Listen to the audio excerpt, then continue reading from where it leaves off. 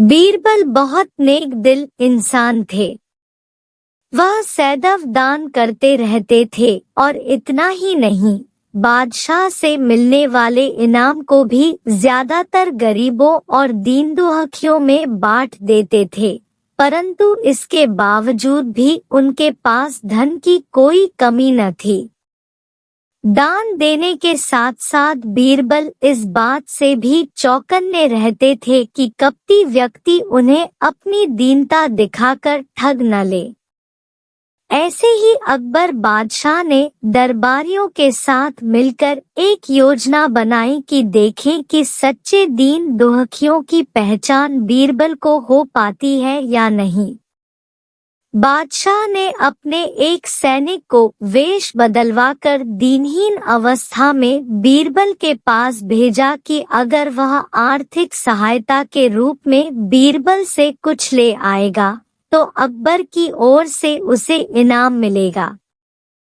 एक दिन जब बीरबल पूजा पाठ करके मंदिर से आ रहे थे तो भेष बदले हुए सैनिक ने बीरबल के सामने आकर कहा, हुजूर दीवान, मैं और मेरे 8 छोटे बच्चे हैं जो 8 दिनों से भूखे हैं। भगवान का कहना है कि भूखों को खाना खिलाना बहुत पुण्य का कार्य है।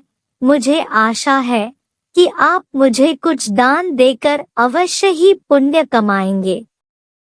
बीरबल ने उस आदमी को सिर से पांव तक देखा और एक क्षण में ही पहचान लिया कि वह ऐसा नहीं है जैसा वह दिखावा कर रहा है। बीरबल मन ही मन मुस्कराए और बिना कुछ बोले ही उस रास्ते पर चल पड़े जहां से होकर एक नदी पार करनी पड़ती थी। वह व्यक्ति भी बीरबल के पीछे पीछे चलता रहा। बीरबल ने नदी पार करने के लिए जूती उतारकर हाथ में ले ली। उस व्यक्ति ने भी अपने पैर की फटी पुरानी जूती हाथ में लेने का प्रयास किया। बीरबल नदी पार कर कंकरीले मार्ग आते ही 2-4 कदम चलने के बाद ही जूती पहन लेता। बीरबल यह बात भी गौर कर चुके थे कि नदी पार करते समय उसका पैर धुलने के कारण वह व्यक्ति और भी साफ सुथरा, चिकना, मुलायम गोरी चमड़ी का दिखने लगा था, इसलिए वह मुलायम पैरों से कंकरीले मार्ग पर नहीं चल सकता था। दीवान जी, दीन तहीन की पुकार आपने सुनी नहीं? पीछे आ रहे व्यक्ति ने कहा। बीरबल बोले, जो मुझे पापी बनाए मैं उसकी पुकार कैसे सुन सकता हूँ? क्या कहा? क्या आप मेरी सहायता करके पापी बन जाएगी?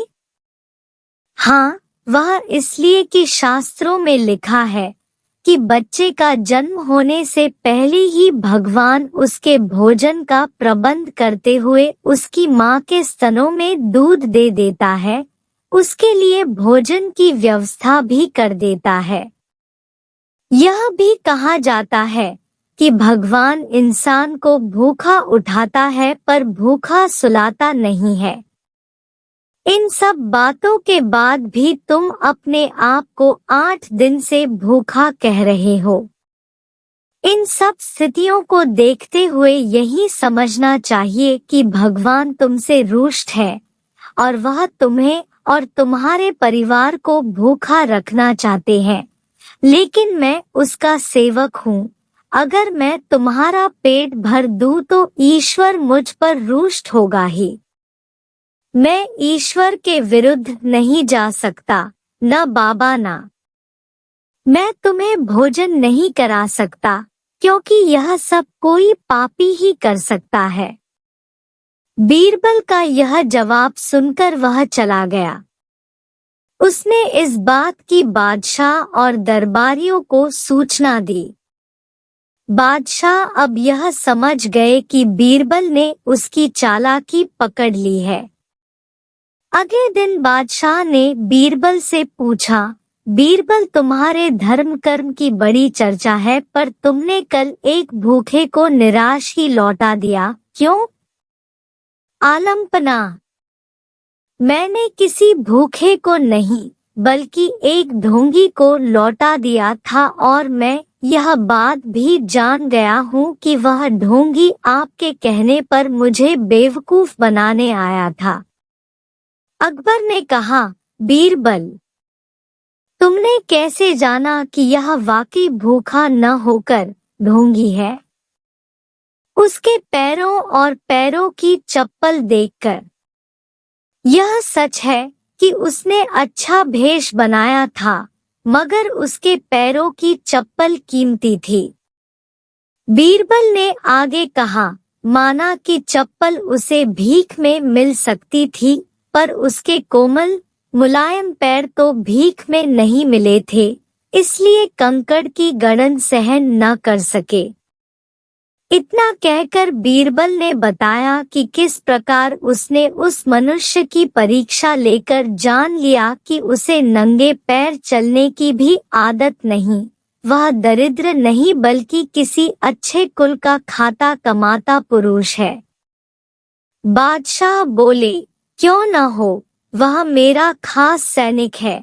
फिर बहुत प्रसन्न होकर बोले, सचमुच बीरबल, माबदौलत तुमसे बहुत खुश हुए। तुम्हें धोखा देना आसान काम नहीं है।